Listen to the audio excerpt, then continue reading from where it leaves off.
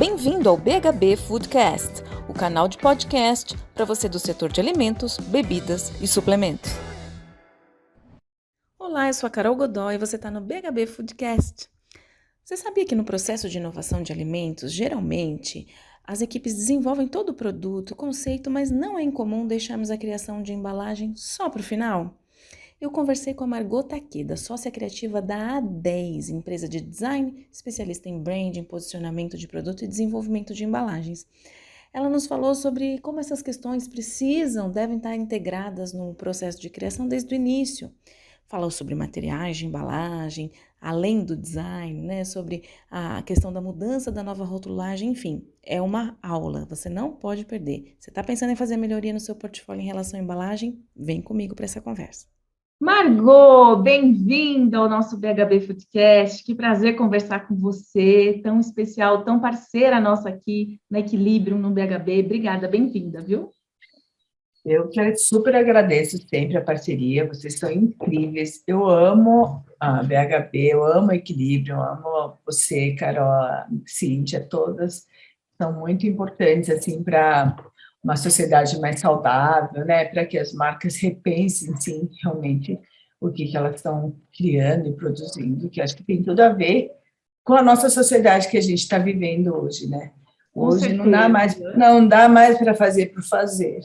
Tudo tem uma consequência, tem que ter um propósito para uma vida melhor, mais saudável, né? Então, o nosso trabalho também envolve muito isso, né? Então, acho que isso, design, sem pensar em comportamento, sem entender um pouco para onde a gente está indo, como que a gente está construindo um mundo melhor, não faz sentido, né? E nós, como a 10, sempre acreditamos que nós temos um poder que é de ajudar a transformar vidas e marcas, produtos, serviços, enfim, a sociedade, um mundo melhor, né? Principalmente hoje, com esse poder que nos foi dado e nossa missão, né, como designers, que a gente tem um papel mais importante ainda para trazer uma economia mais circular, mais sustentável, que eu acho que é um ponto fundamental. Nossa, já começamos com o pé direito aqui, todos esses seus comentários. Com certeza, Margot. Acho que uma necessidade de vida, assim, que eu penso muito claramente sobre isso, que a gente não está aqui à toa, né? Então, cada um tem um papel. Não está mais a passeio, já foi-se o tempo de design ser só uma coisa bonita, né? Foi-se o tempo, já tudo realmente foi-se o tempo, muito conectado, tempo. Né? Deixa, então, já começar com uma pergunta com você. O nosso tema hoje está mais focado em embalagens, né? A gente quer descobrir um pouquinho mais sobre isso, porque a gente aqui no BHB fala muito sobre inovação, produto, alimento, tendência, e o tema embalagem, ele está pouco falado. Então, eu falei, vou trazer a Margot para a gente falar com esse pessoal que está criando, que está inovando, e que, de repente, pensa na embalagem só no último momento, né? Putz, estou aqui pensando no meu produto, quero uma embalagem bonita, mas não pensou muito bem, né? Ele só depois fala, quero uma embalagem bonita. Como é que eu faço? Eu vou te perguntar a primeira coisa. Eu já sou uma empresa, né? Vamos supor que eu já sou uma empresa, tenho alguns produtos, mas eu não estou muito feliz e confortável com as minhas embalagens hoje e vou começar processos criativos para inovar no portfólio do ano que vem.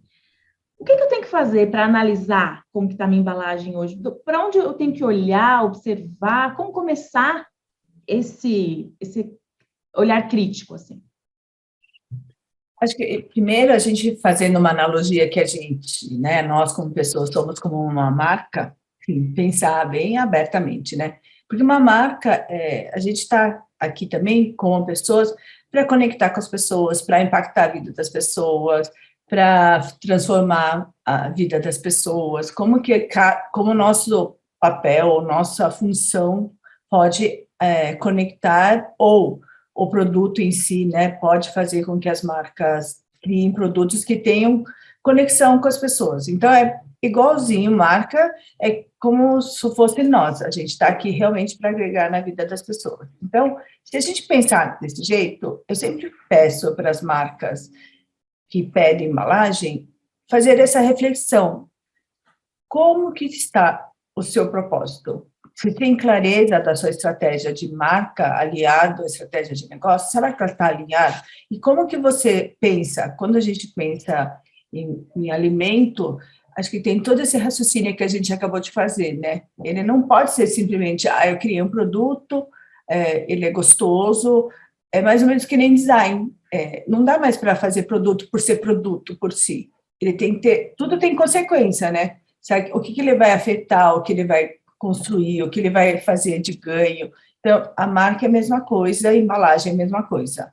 Então, ela tem que ter esse olhar muito profundo, se está conectado com seus valores da empresa, se ela tem clareza, né, do valor, dos princípios e dos principais diferenciais que ela quer criar, né? Então, isso eu sempre falo que uma marca e uma embalagem, ela não é sozinha por si só.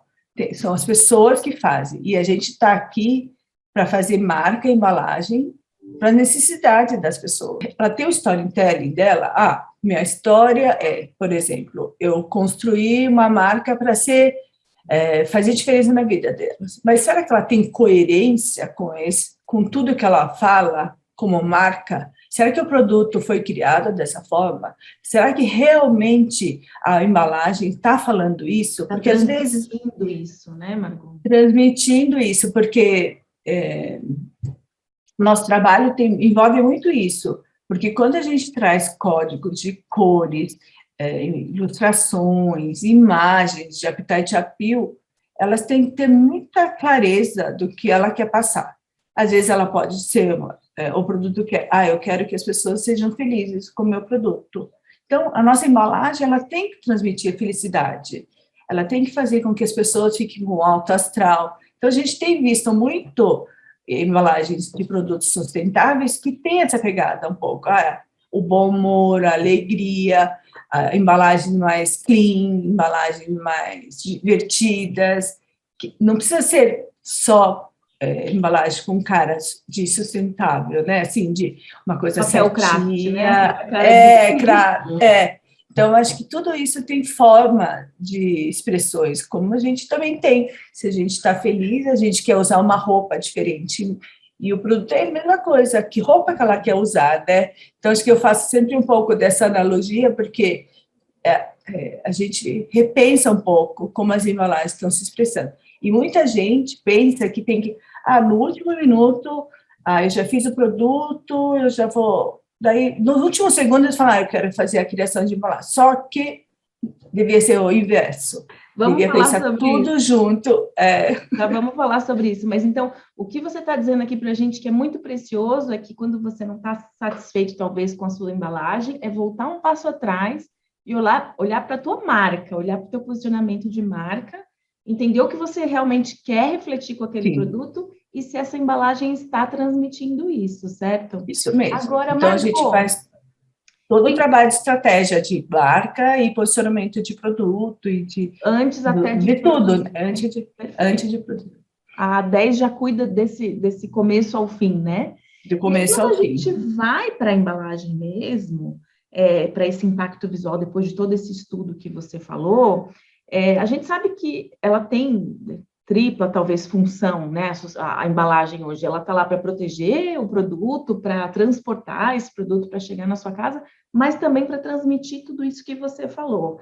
E a gente entra nessa questão do material, que você tão bem apontou aí, falando de sustentabilidade, das questões hoje que a gente vive, de talvez não só a sustentabilidade do produto depois, mas o processo de reciclagem, da onde vem aquele produto, se é de uma fonte renovável ou não, tudo isso.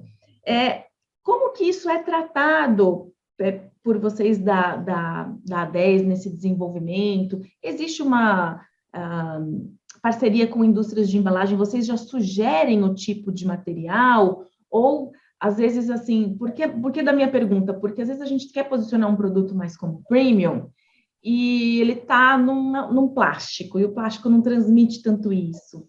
Com o design, dá para a gente mudar um pouco essa percepção do consumidor em relação ao material? Conta um pouquinho para a gente, a sua experiência. Não, com certeza. É claro que a maioria das grandes empresas já tem na cabeça dela, já tem parceiros que trazem soluções, né? Para as marcas, olha, eu tenho esse lançamento, eu tenho esse tipo de material, desculpa, tenho acabamentos, mas não é todo mundo que tem esse canal de comunicação, né? Então, quando a gente tem empresas que não tem, que vai começar do zero, que ele não sabe nem para onde procurar, normalmente a gente faz um trabalho assim como se fosse um design sprint, para a gente encontrar quais seriam as melhores soluções para a empresa. A gente conecta com parceiros que têm um conhecimento mais profundo, né? Porque o design circular, a economia circular, tem vários viés, né? Então, tem toda a parte da reciclagem, tem a parte do reuso, tem a parte do desperdício, tem vários outros canais o sistema como um todo, né? Essa circularidade, ele tem todo um processo na hora de você comprar o material, na hora de você produzir, como que você está produzindo, como que a pessoa vai reciclar, como que a função da embalagem ela vai funcionar direito, vai fazer bem, como que ela pode reciclar, como que ela pode retornar essa embalagem. Então, tem todo um trabalho 360 que tem que ser visto no processo de compra de uma embalagem. Então, quando a gente faz isso, a gente traz muitos outros colaboradores. Então, traz indústria. Então, tá. Vamos ver se a indústria de papel, de alumínio, de embalagens recicláveis também, ou outros materiais.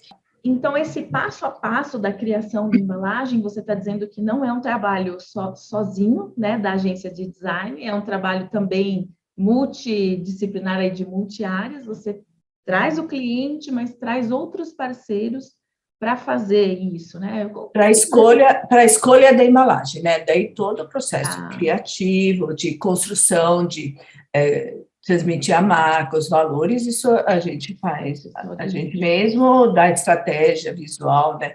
Porque às vezes as pessoas falam assim, coloca um appetite appeal, coloca uma marca, coloca o texto, ok. Só que não, a gente tem que pensar qual seria a estratégia visual que realmente está adequada com o que a gente está querendo. Então, por exemplo, se você vai fazer um produto que tem que ser mais presenteável, você não vai simplesmente colocar uma fitinha.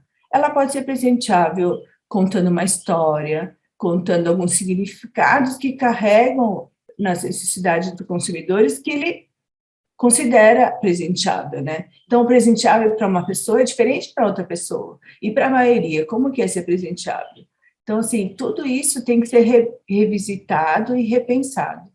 Então, para o nosso trabalho, a primeira fase assim, é entender tudo que o consumidor necessita, se realmente é dessa forma que ele consome o produto e para o jeito que ela consome, como ela abre, como que ela gostaria de abrir e fechar o produto para fazer a manutenção, às vezes muda totalmente o jeito que a empresa está vendo, de comer. Às vezes tem embalagem que você nem quer comer, mas só o fato do design de embalagem ter esse sentimento, fala, gente, quantas embalagens a gente não compra pela vontade de comer, né? Só pelo appetite appeal, por uma fotografia bem feita, o ângulo, a luz. Então, às vezes a pessoa fala, pega qualquer fotografia. Não é qualquer fotografia, né? Ela faz muita diferença, porque na parte de embalagem, a fotografia não é simplesmente uma fotografia comum, ela tem todo um tratamento especial, o fotógrafo também, ele é especialista nisso, porque ele tem algumas formas para que as pessoas sintam esse prazer, né? Então, acho que tem essa coisa do appetite appeal muito importante, que conecta muito com o nosso sistema límpico, né? Ele vai emocionar as pessoas, né? Então, se você for por um lado criativo, né, de usar fotos, pega essa dica da Margot, não vai querer usar uma foto de banco de dados gratuito, né, Margot, para colocar na embalagem. Porque às vezes, dependendo do produto, com certeza, mas tem outras formas, né, às vezes a pessoa não tem verba, o que a gente constrói, então? Então, vamos fazer com que essa imagem seja tratada, que fique com o apetite appeal muito acima do normal, né? Trabalhar. Então, a luz, a cor, a vibração das cores, o movimento que a embalagem produz, ela impacta na gôndola, né? Por exemplo, a gente fez um projeto onde era muito importante que a marca saltasse. Então, assim, a gente chama isso de burn power, de stop power, assim, na gôndola, né? Porque ele tem que ter o poder, primeiro, das pessoas verem a marca de longe quando uma marca não é conhecida. Então, qual que é a presença dessa marca, né, em relação aos concorrentes? E falando em concorrentes, não dá para ignorar nenhum concorrente. E outros concorrentes que não são diretos, porque às vezes a gente fica conectado só com os nossos concorrentes e isso não é positivo. Então, às vezes, quando você está numa categoria, por exemplo, de bebidas saudável, ela vai concorrer com Guaraná, vai concorrer com Coca-Cola, vai concorrer com todos esses refrigerantes, bebidas em geral, né? As bebidas mais saudáveis, bebidas não saudáveis. Isso é uma categoria de sucos. E outro ponto, falando em categoria, às vezes as pessoas fazem uma embalagem que não está adequado ao jeito das pessoas entenderem que está na categoria, por exemplo, de lácteos. Ela quer uma embalagem que não tem senso. As pessoas falam assim, eu não sei o que é esse produto, se não tem imagem, se não fala o que é o produto.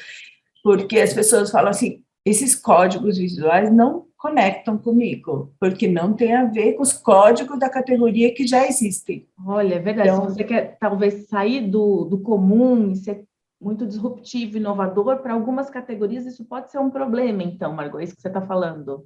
Pode ser um problema. Por isso, assim, quando você cria um código muito diferenciado, é que você quer um nicho, que as pessoas que têm um nível elevado para entender e ler, né? Porque, assim, a leitura, hoje em dia, infelizmente, ainda tem muita gente que não lê. Então, assim, que acho que isso é uma coisa, assim, que até lê, mas a compreensão visual, às vezes, não é tão Fala grande. muito mais forte, né? O posicionamento daquela embalagem do que qualquer informação que esteja escrita nela, né? Você tem razão. Por isso que a gente tem que conectar muito pelo emocional. Às vezes, não dá muito para ir pelo texto, porque não é todo mundo que conecta com ler com texto. Então, código de cores que tem a ver com a categoria também é super importante. Às vezes você fala assim, eu vou colocar um purple, assim, cheguei, não sei o quê, para uma código de categoria que é todo mundo mais neutro, umas cores mais tranquilas. Então, ele pode ser que se destaque, mas as pessoas vão falar assim, não é gostoso. Vai achar que é um produto de limpeza no meio de uma gôndola de bebidas, talvez, né? Bem isso que você está falando por conta das cores. E você sabe que você falou de leitura de rótulo, né? A gente rodou uma pesquisa agora, recentemente, eu apresentei ela ontem, inclusive, num evento, com nutricionistas perguntando como que estava a leitura de rótulos para público 50 mais, né? O nosso estava especificamente falando sobre esse público um pouco mais maduro.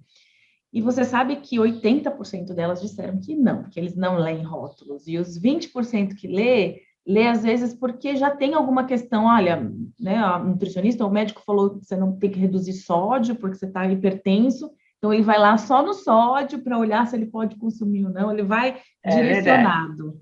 O restante é muito mais dessa questão visual e de posicionamento, como você está falando. E outra coisa muito interessante que você falou, que eu queria ressaltar aqui, às vezes as marcas não têm muito poder de mídia, de comunicação, e o principal veículo de comunicação é o produto, o rótulo no PDV, né? E você falou sobre blocar isso, né?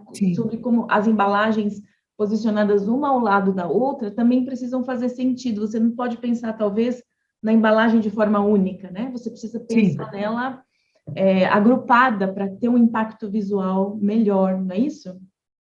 A gente fala assim que os planos, né, nas gôndolas, qual que é a força que ela tem. Então, acho que vocês conhecem, né? Uma das principais empresas de alimento que fez um trabalho muito forte foi a Marilã, que recentemente ela fez um paredão laranja. Então, assim, na categoria de biscoito, né? Então, a gente vê que essa forma de expressar marca, assim, faz com que as pessoas falem, opa, é Marilã, é Marilã, é Marilã, então isso vai ficando na mente das pessoas, né? Então, acho que isso não é todo mundo que consegue ter paredão hoje em dia, né? Então, como você vai, num espaço micro, fazer com que as pessoas percebam? Então, a gente tem que pensar, será que não pode ser um formato diferente? Às vezes, as empresas não querem investir em formato porque acham que é muito caro. Hoje em dia, o formato shape, né? A forma estrutural das embalagens, elas não estão tão caras como antigamente. Então, eu sinto assim que vale a pena, principalmente quando você não tem um espaço muito grande, criar uma atitude de embalagem mais inovadora, que ela vai contar uma história diferente e as pessoas vão falar, nossa, eu quero conhecer essa. Margot, e pensando em tudo isso que você falou, a opinião do consumidor, né, a voz de quem compra esse produto é muito importante. Como que funciona essa coisa da pesquisa com o consumidor e a embalagem? Geralmente, no mundo ideal, teria que fazer teste AB para antes de lançar uma embalagem? Vocês costumam fazer isso? Ou é mesmo uma sensação mais qualitativa, um pequeno grupo? Como é que rola isso, principalmente pensando hoje em dia em questões econômicas, né? Acho que as grandes marcas normalmente fazem pesquisa pós-criação, às vezes de conceito, depois da execução a gente toca, né? Porque acho que é mais do que a execução, se o conceito está alinhado com o propósito Então, é que eles antes estão mesmo querendo. do design final, geralmente, as pesquisas que você está falando, né? Antes, às vezes é antes e depois também, às vezes, fazem com mais quantidade de pessoas. Mas que muitas empresas não têm essa verba. O que a gente, como designer, tem feito é que a gente tem conectado muito mais com o mundo digital. O digital, a conexão, né, as mídias digitais, elas falam muito o que as pessoas gostam e não gostam. Então, tem várias plataformas que você consegue pesquisar o comportamento das pessoas, o que elas estão falando, se você coloca lá o mundo de palavras, assim, né, que tem, a gente consegue enxergar o que ela conectam mais quando a gente coloca, por exemplo, bolo, né? Então, ela fala, bolo é isso, isso. Então, tem tudo isso. O Google tem várias ferramentas que conseguem entender um pouco mais o comportamento e a necessidade dos consumidores. Mas tem algumas empresas que fazem pesquisas digitais que são muito mais baratas, né, com certeza, do que essas grandes pesquisas que são feitas. Então, tem a MindMiners, que a gente acha bem bacana, tem outros jeitos de fazer também, que é no processo de Design Thinking ou Design Sprint, onde a gente cria uma pesquisa, tipo no SurveyMonkey mesmo, Certo. que é bem rápido, e a gente vai perguntando alguns pontos importantes do que elas entenderam, compreenderam e sentiram da marca, né? Da embalagem que a gente fez. Então, isso também é outra forma de a gente... Então, vale estudar muito as ferramentas do Google. Ele tem muitos achados e muitas pesquisas de comportamento, porque, no fundo, a gente está conversando com os consumidores. Se a gente já tem muitos achados de marca, é muito mais fácil a gente criar produto e embalagem também, e marca também. Então, por exemplo, se a gente vai fazer um nome para uma marca, a gente faz muito naming também, né? O naming é tão poderoso quanto um produto em si, uma embalagem em si. Se você faz um naming que não tem a ver com o significado que você queira passar do seu propósito, não faz muito sentido. Então, naming para nós assim, é um desafio, porque hoje todo mundo tem naming de tudo na mídia digitais, então tem de tudo, né? Que você possa imaginar que está criado. Name hoje está sendo... Criar um nome para a marca que mostre ao que ela veio, né? Que seja realmente aquela coisa que fixe na mente das pessoas e que não tenha sido criado ainda, como você falou. É um baita desafio, com certeza. Porque tem toda a parte semântica, tem todo cultural, né? Tem toda uma fonética, tem todo esse olhar macro, assim, que a gente precisa pensar, que não é simplesmente, gostei, não gostei. Então, que significado que passa? Teve um case que a gente fez uma embalagem, que a gente criou um nome para o Nordeste, que era muito feio. Para a gente era muito bom. Então, a parte de entendimento cultural de o que as pessoas entendem é muito sério isso, né? É isso aí, eu costumo Então, dizer, não é a opinião do cuidado. empreendedor, né? Não é a sua opinião, é a opinião para quem você está vendendo e produzindo aquele produto. Uma última pergunta para você, que eu acho que todas as empresas vão passar por isso agora, que é a questão da nova rotulagem nutricional, né? A gente sabe que vai ter um impacto visual em praticamente em todas as embalagens, na maioria das categorias, tá? Tem lá as lupas pretas com os dizeres que a gente vai começar a passar e ele vai entrar em vigor no ano que vem, provavelmente, né? A gente vai começar a ter essa repaginação. Você fez lindamente um workshop com a Júlia, da Regularium, eu tive o prazer de participar com vocês, onde você mostrou até para o público algumas alternativas desses rótulos, e como trabalhar com o design nesse momento, né, vai ser importante, não simplesmente você falar, olha, tá, realmente é obrigatório, vamos colocar a lupa lá, quase que como se fosse uma etiqueta em cima do rótulo que eu tenho hoje. Dá para minimizar um pouco esse impacto, deixar mais suave com design, não dá? Conta um pouquinho como daria para fazer isso para a gente, e emendando já aqui o trabalho da A10, como é que vocês fazem, quem tiver interesse, entrar em contato com vocês, como que funciona? A gente sempre, no trabalho de design, ele tem que ter alguns pontos, né? Ele tem que ter equilíbrio, tem que ver onde você quer se destacar, e isso é importante, né? Essa informação é importante, mas não é uma coisa que você fala assim, eu quero que seja a primeira coisa que a pessoa vê. Então, como que a gente pode traduzir isso? A gente pode minimizar através de cores, através de uso de imagem, algumas ilustrações em volta dela, que faz com que ela faça sentido e não fique assim, como se fosse um pontinho amarelo absurdo, assim, numa embalagem que não tem nada a ver, né? Então, é importante destacar, mas eu acho que um ponto que eu tenho observado, que os nossos clientes eles estão fazendo mudança em fórmulas também, porque eu acho que isso não é só um trabalho de design, né? É um trabalho da empresa mesmo, como que ela pode melhorar o produto. Então, eu fico muito feliz que a gente tem poucas empresas que estão precisando fazer isso. Então, acho que isso... Mas eu acredito muito que é importante fazer um trabalho bem feito para que não dê um choque muito grande, né? Acho que as marcas que são bem percebidas, mais saudáveis, que têm que colocar isso, que acho que vão ser mais afetadas. Exato. Então, acho que isso tem que ser muito bem cuidado, né? Você tem uma imagem a preservar, porque a gente faz projetos para marcas como a Marilan, né, que a gente faz para a Casa Suíça, a Leve, também tem esse olhar de produtos saudáveis também, trabalhamos muito com a marca Tirolete, reconstrução de marca, de construção de projetos, tem vários outros, fizemos recentemente um projeto para exportação, que a gente amou, que é de uma empresa chamada Bars, é uma startup, porém ela só exporta. Então, é uma algas, assim, super biscoitinhos saudáveis de algas, assim, que está super tendência agora também, né? Que foi um storytelling muito bacana, que foi construído em conjunto com o cliente, né? Então, eu gosto muito de criar embalagens que sejam disruptivas e que façam diferença. Claro que tem que estar muito alinhado com o que a marca é. Não adianta eu criar um produto super inovador, a embalagem super disruptiva para uma empresa que não é assim. Então, não pode ser desconecta, né, com o que ela é. Então, acho que isso é um ponto bem importante.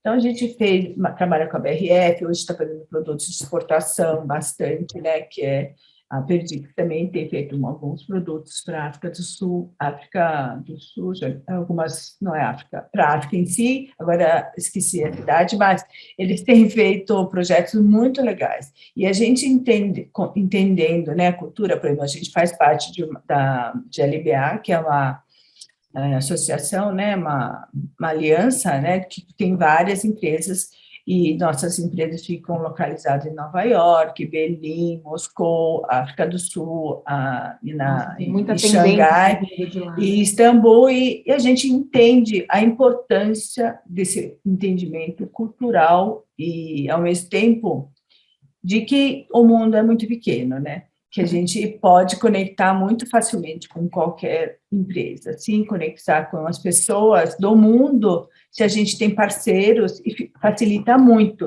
essa conexão. Então, a gente faz projetos para a China, faz projetos para os Estados Unidos, para a Alemanha, para outros países, então fica muito mais fácil, né, para a África também. Então, acho que esses pontos são fundamentais. E o trabalho também muito corporativo, né? A gente não faz só embalagem, a gente faz muito trabalho de marca, trabalho de brand, para que realmente faça. E eu fico muito feliz, né? Recentemente fizemos um trabalho para a Mondiale, que é uma empresa que era vista como uma empresa de comunicação, como se fosse atendimento call center, e hoje as pessoas entenderam, através do nosso trabalho, que é uma empresa de tecnologia. Então, foi feito todo um processo de imersão, de trabalho, né, de entendimento do qual que é o posicionamento que ela vai ter para realmente explicar. E quando a gente fecha um posicionamento muito claro, quem ela, a empresa todo o negócio também muda, porque ela tem uma clareza e todo o papel de cada um também tem uma clareza, né, do que ela... Eles aumentaram, assim, quase 80% em um ano, que uma crise dessa, então, assim, Parabéns. a gente fica muito feliz com resultados, né? Então, acho que tem marcas, por exemplo, a Vitivic, né, que é da EBA, que é Maguari, e da fruta, eles também, a gente trabalha já há muitos anos com ele, e eles também estão buscando sempre inovar, fazer coisas diferenciadas, e a gente está...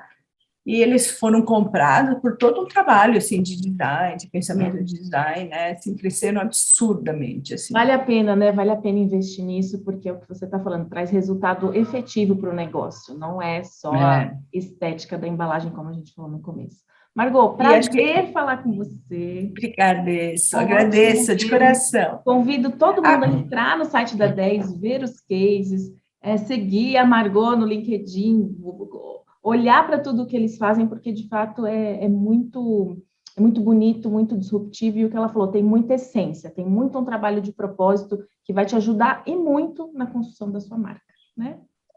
Acho que eu queria agradecer muito, e eu queria convidar também para as pessoas fazerem uma reflexão. Hoje a embalagem não é no ponto de venda.